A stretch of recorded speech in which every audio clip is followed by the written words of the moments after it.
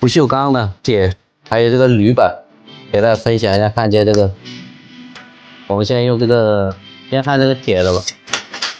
先给大家看一下这个铁的，这个是 UCW 脉冲轻温焊接器，咱们焊接速度很快的，来焊接0.3到2.0以内的。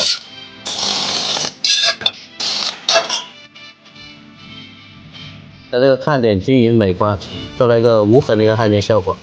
这个是一个铁的，我们还可以焊这个铝材的，铝材的这个也是可以焊接的。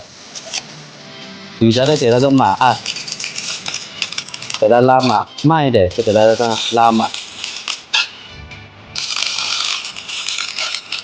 铝材也是可以焊接的，这个是压缩铝材跟铝板之间的一个焊接。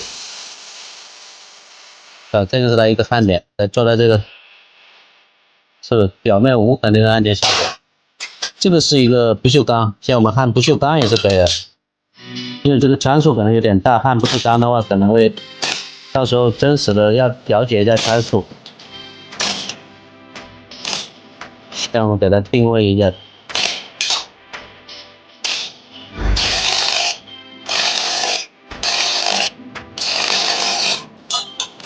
不锈钢也是可以焊接的，这个是一个拉丝芯的一个不锈钢，对，这个是拉丝芯的一个不锈钢。